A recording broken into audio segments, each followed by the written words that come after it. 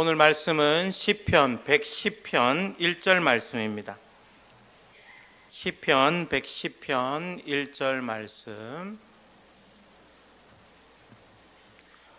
우리 한 절입니다. 함께 봉독하도록 하겠습니다. 시작.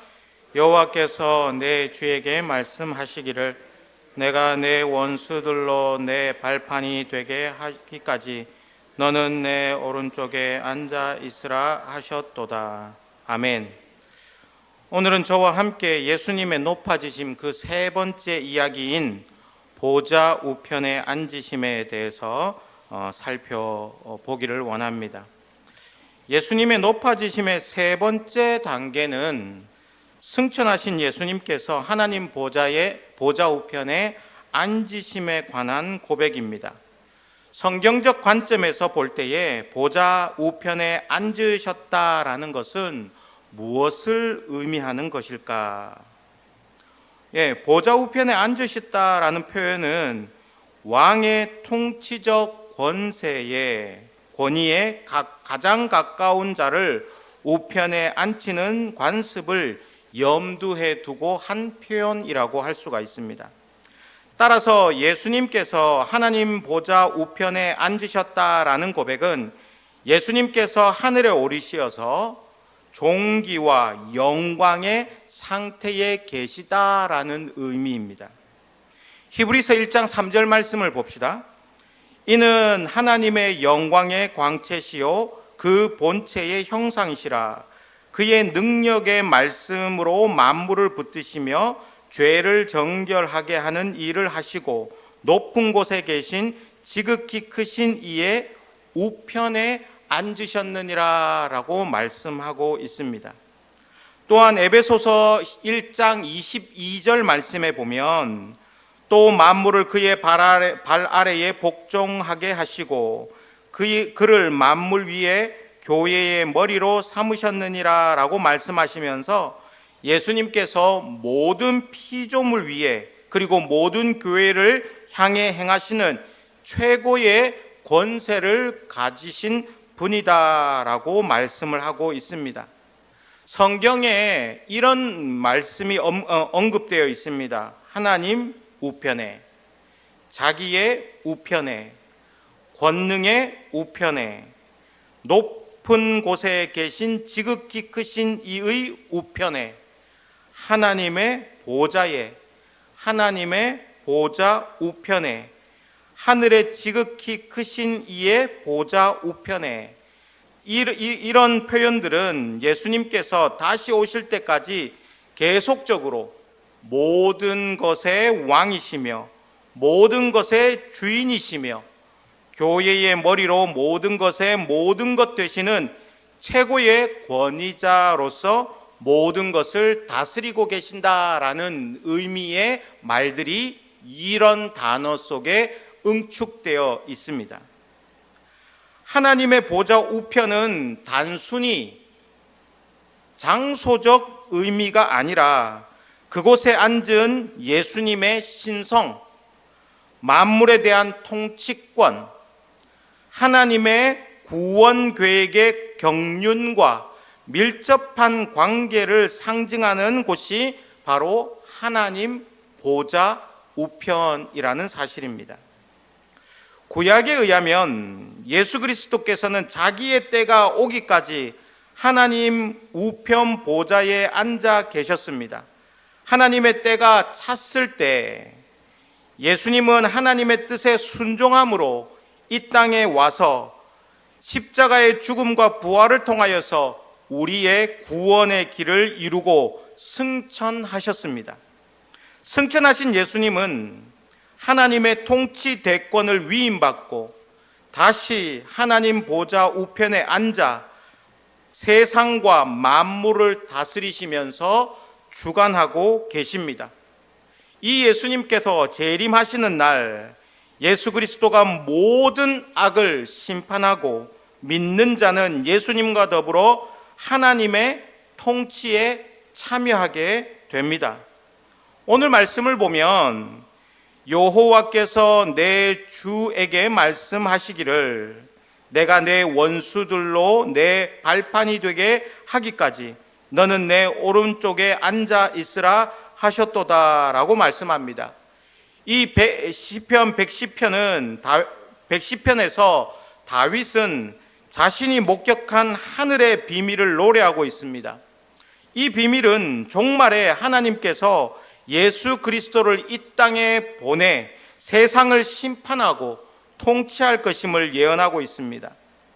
이 시편 110편을 성경 전체에서 말하는 의미를 이해하려고 하면 요거를 신약의 말씀을 보고 이해해야 되는데 그 신약의 말씀이 사도행전 2장입니다. 사도행전 2장 34절에서 36절 말씀을 우리 다 같이 한번 읽어보도록 하겠습니다. 시작.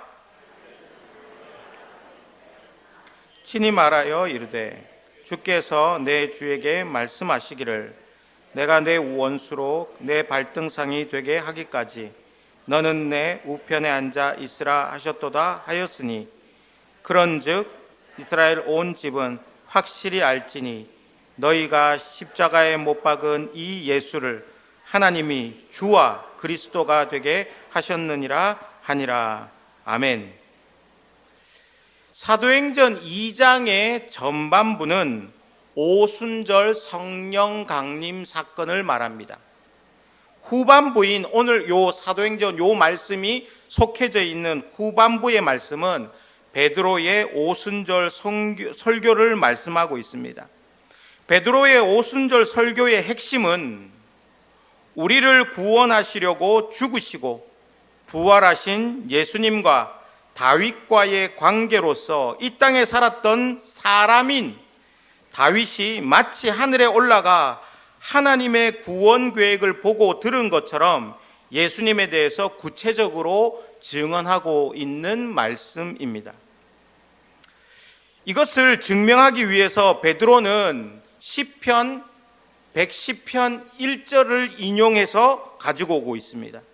베드로에 의하면 예수님께서 행한 핵심적인 일이 바로 시편 110편 1절에서 성취한 것이다라는 것입니다. 예수님은 패배하고 낮아진 원수들을 딛고 밟고 일어나셔서 신적 권세를 지닌 자리에 오르셨다라는 겁니다.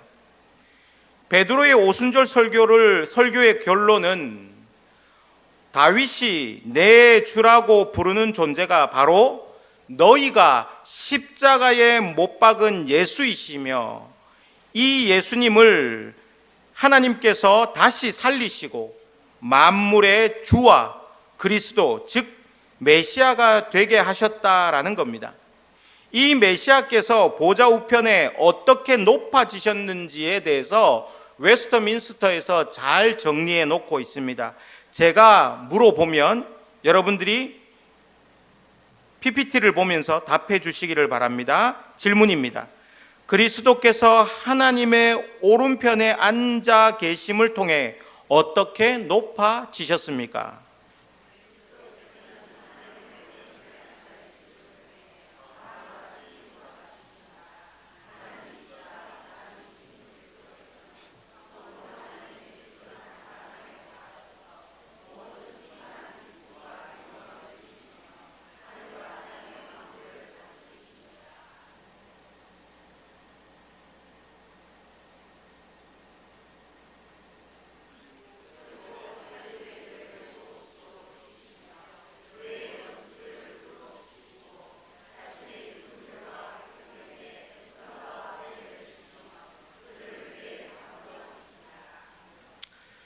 예수님께서 하나님 보좌 우편에 앉으신 목적은 하늘과 땅의 모든 피조물들이 예수님의 위협을 우러러보며 예수님의 손에 의해서 다스림을 받으며 예수님의 뜻을 헤아려 살피며 예수님의 능력에 복종하도록 하기 위함입니다.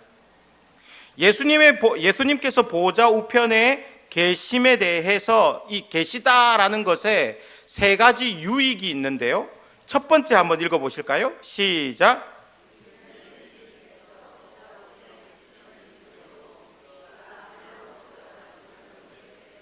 핵심이 뭐냐면 우리가 어디로?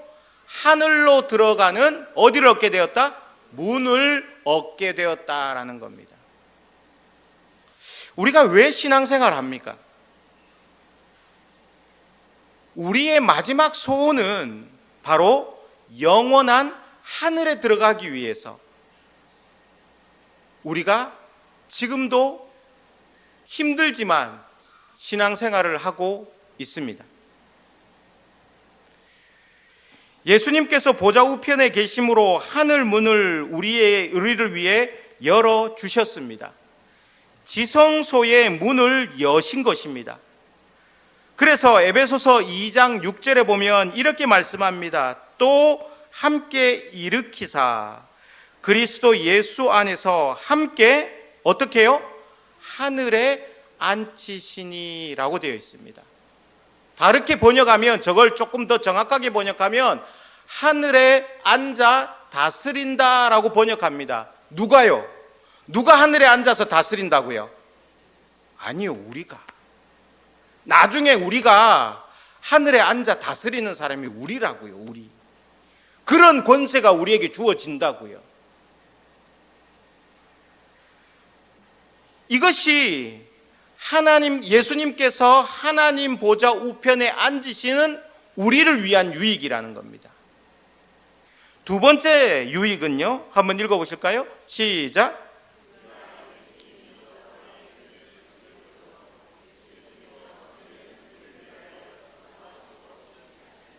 네, 저기서 중요한 것이 우리를 위해서 중보하시고 중재하신다라는 겁니다. 쉽게 말하면 우리를 위해 뭐 하신다는 거예요? 기도하신다는 겁니다. 우리를 위해서. 그리하여서 우리가 예수님의 이름으로 기도하고 예수님께서 친히 우리를 위해서 간구하심으로 그 복을 누리게 된다라는 사실입니다. 하늘의 신령한 복을 누리고 언약의 복을 누리게 된다라는 사실입니다. 이 두 번째 유익을 다 자세히 볼 필요가 있는데요, 웨스트민스터 대요리 문답 55문이 이것을 잘 말씀해 주고 있습니다. 제가 물어보겠습니다. 답해 보시기를 바랍니다. 그리스도께서 어떻게 간구하십니까? 시작.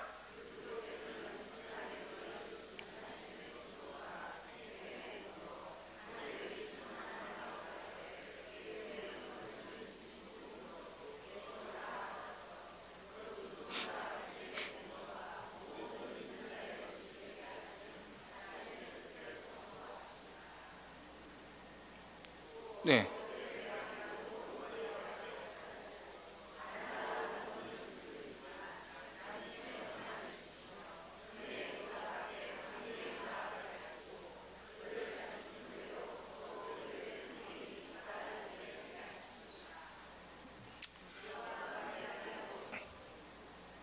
네.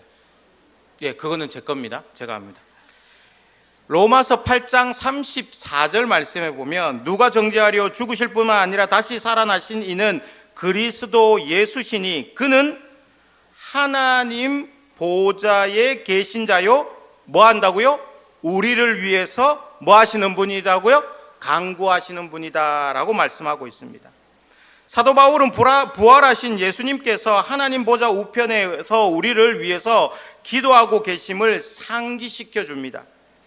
하나님 보좌 우편에서 드려지는 예수님의 끝없는 기도는 우리를 향한 예수님의 사랑의 확증이고, 이러한 예수님의 기도 덕분에 우리는 어떠한 환난 가운데서도 넉넉히 이기고 믿음을 지킬 수 있게 되는 것입니다. 우리의 기도가 이루어지고 우리가 이 땅에서 은혜를 누리고 있는 것이 공짜로 이루어지는 것이 아닙니다.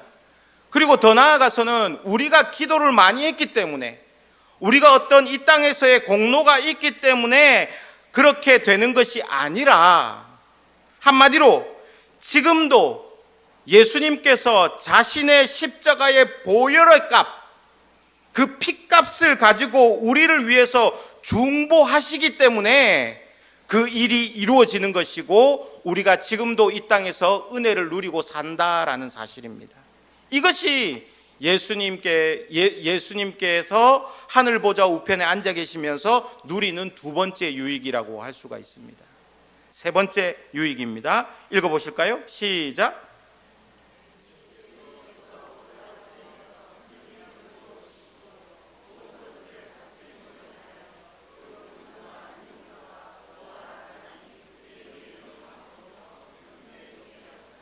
네. 예수님께서 육체적으로는 우리를 떠나 계십니다. 그렇죠? 죽으셔서 우리는 이제 예수님을 볼 수도 없어요. 육체적으로 우리가 직관적으로 예수님과 가까이 있지도 않습니다. 볼 수도 없고 만질 수도 없고. 그러나 그 예수님이 떠나가시면서 우리에게 보내주신 분이 있습니다. 누굽니까? 예, 성령님입니다. 성령님께서 우리 가운데에 계셔 주심으로, 성령님을 우리에게 부어 주심으로 우리를 다스리시고 자신의 영으로 우리를 거룩하게 하시고 자신의 선물로 교회를 꾸미시고 자신의 보호 가운데에 우리를 안전하게 지키시고 보존하시고 십자가에 대적하는 모든 사악한 것들을 이기심으로 우리를 친히 다스리고 계신다라는 사실입니다.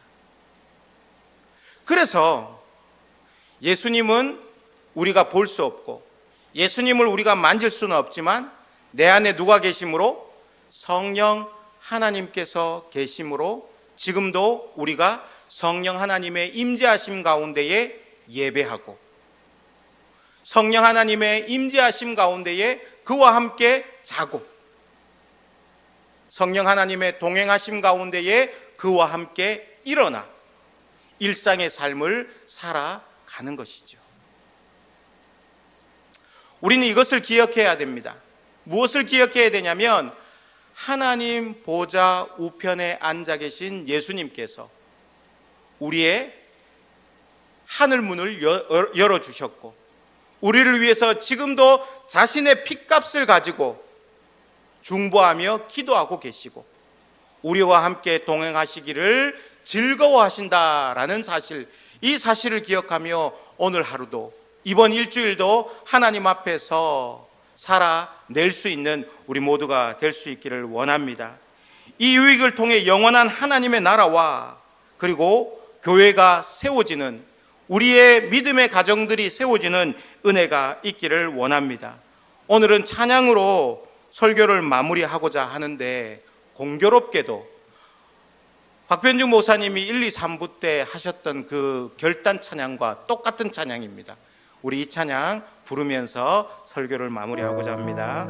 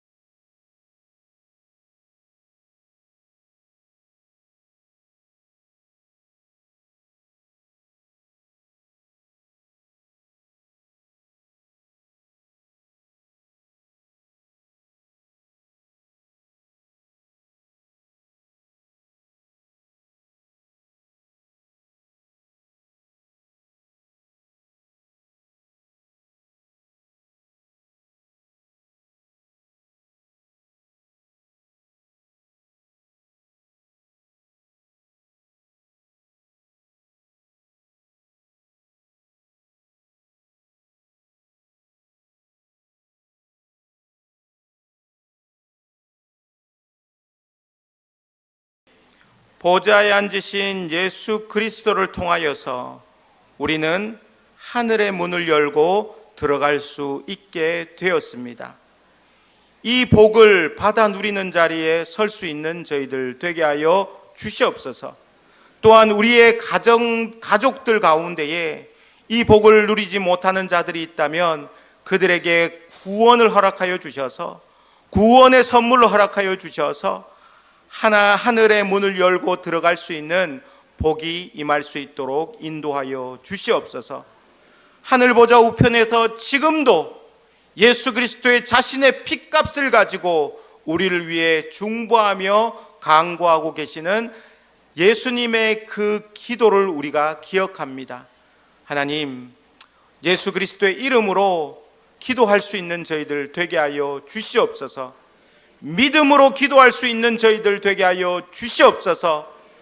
간절함으로 하나님 앞에 기도할 수 있는 저희들 되게 하여 주시옵소서.